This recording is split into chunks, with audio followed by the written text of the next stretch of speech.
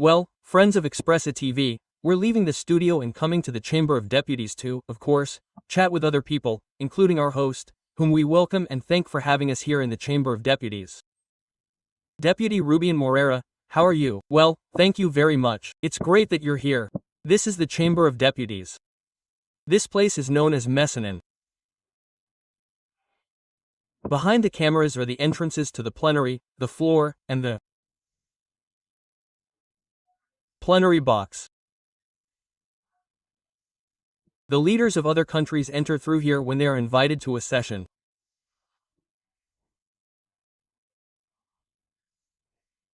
Everyone from Fidel Castro to Ivanka Trump, Trump's daughter, to Evo Morales, has come through here.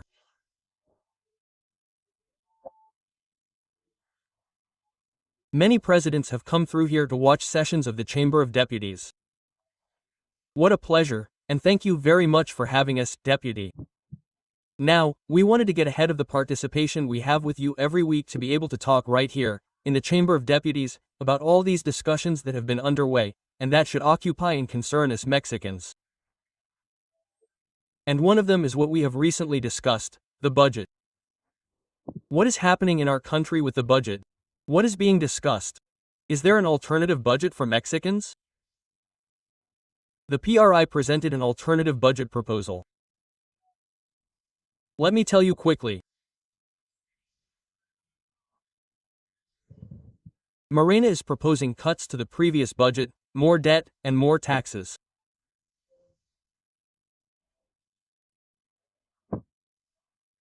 We believe that this is unfair and that it is the product of poor planning by the current government that is throwing a lot of money in various places. First, we want to guarantee social programs. Second, we want to put more money into the countryside because there is a problem with the screwworm. There are problems with direct support to farmers. Today we depend more on the United States for issues such as corn.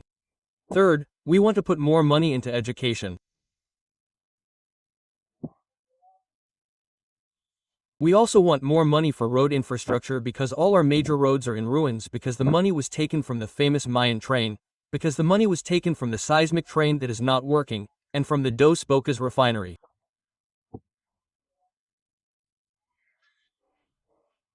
We also want more money for the protection of migrants abroad.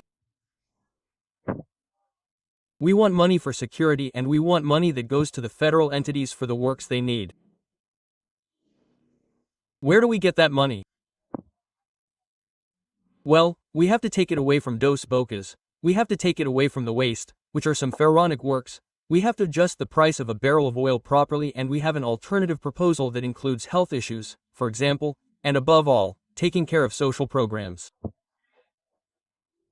Is that budget the same? I mean the amount of money that the federal government is presenting, or is there some reduction or increase? Congressman, there is a reorganization. Okay. And obviously no more tax increases. What happens is that Morena throws money away on works that have no future. Morena also hides some money in the price of a barrel of oil. Morena has accumulated money in some places that it doesn't want to use, and from there we, let's say, balance the figures to be able to support the sectors that we consider important.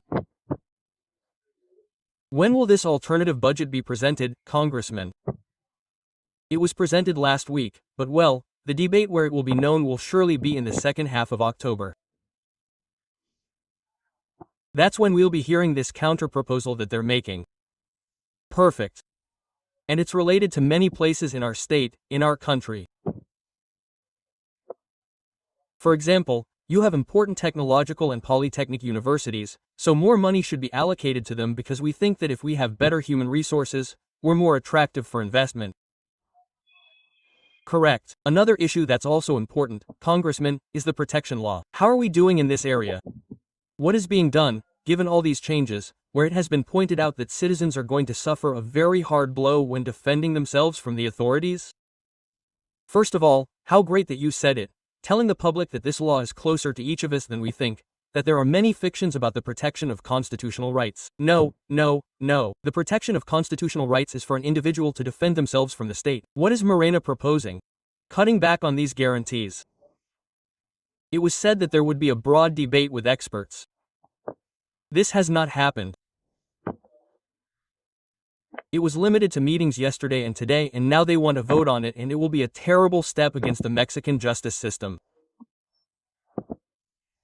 It will be first in the Senate, and then it will be here in the Chamber of Deputies, and it is part of the dismantling that Morena is carrying out of the rights of people, from autonomous bodies to the judiciary. We said it many times, Victor, that it was going to be a failure. Look at the hearings that are circulating, especially on TikTok, where judges have to suspend, they say nonsense. Well, that is what Morena has brought us in this case. And where are we going, Congressman? I think it's building a dictatorship, isn't it? Little by little, but it's building a dictatorship. I'll give you an example. Tomorrow, in your town, for example, it's decided that a train is going to pass through the middle of the city. Well, today you can ask for an injunction to have the destruction of, excuse me, for example, your house, but that works for me since I'm your neighbor. What does Morena want? No, that it only affects that person. Or for example, someone might say, you know what? Hey, there are no vaccines for Guanajuato. Well, today you can file an injunction, you win it, and that benefits all the children, all the parents of Guanajuato. They want to eliminate that. They want it to be case by case. And the consequence would be that not everyone has access, both economically and knowledgeably, to file an injunction. I'm going to put it very simply. These reforms benefit the rich because those who have money can hire one or more lawyers, but those who don't have it are going to struggle. Right. Congressman, what's coming up this week, today? Today, it seems that you are quite active here in the Chamber of Deputies. And I have to say, I have to acknowledge, it's the first time that I've been here in this legislative building, and well, the movement today, well, it seems that there is quite a lot here in the, well. Today there are many votes. They are by consensus, there will be no debate, but there are laws that they agreed on it in the committees, the parties. So they are going to vote on them by consensus, but there are many, that's why you see so much activity. There are many speakers, the advisors have to be prepared. However, I invite you all here on the days when the budget is discussed, which are going to be very heated days with a lot of debate, because that is another theme. You will see the confrontation between the parties. Today there are many by consensus, a lot of consensus. Are there any that you are going to propose? Any that the PRI bench is preparing? There are several. There is one that will surely be voted on today by Congresswoman Lorena Piñon of Veracruz, where she pushes for there to be more women in the Mexican service. And there is one from yours truly that should be voted on tomorrow, which is 67 initiatives that are voted on in one to adapt the nomenclature of various laws. Okay, interesting. To make it very clear, these were contradictory. It's a bit of a formality, but it has to be done. Right, Congressman? Well, I can only thank you for. There's no other way, let me tell you. From Congressman Abigail from Querétaro, she's for the prohibition of the sale of energy drinks to minors. That's good, yes. What is this more or less focused on? Well, so that minors cannot be sold these energy drinks that have taurine and all that type of stuff, that are only for adults, and that should be voted on from the first votes today. Very good. Listen, Congressman, well, taking advantage of the fact that I was almost asking for it, but I want to take the opportunity to talk about some current issues and get your opinion on this situation that is sadly happening again in terms of security there in Michoacán. Now, they're even using drones. What's up in this regard? Is there a law, or is it supposed to be a law to regulate this type of artifacts? Congressman, if there is a law that was voted on in the last legislature, if I remember correctly, or in the previous one, voted by us, for the prohibition of certain types of drones and the registration that must be there. Now, what do we have? Well, what we have is that, although many figures are hidden, the country is very violent.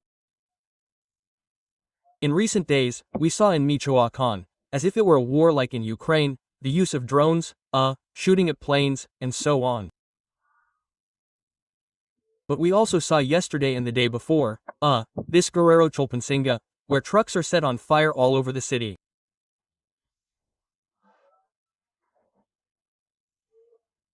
We saw the same cases that are happening in Sinaloa, homes, the country is on fire, they try to hide events, the figures are made up.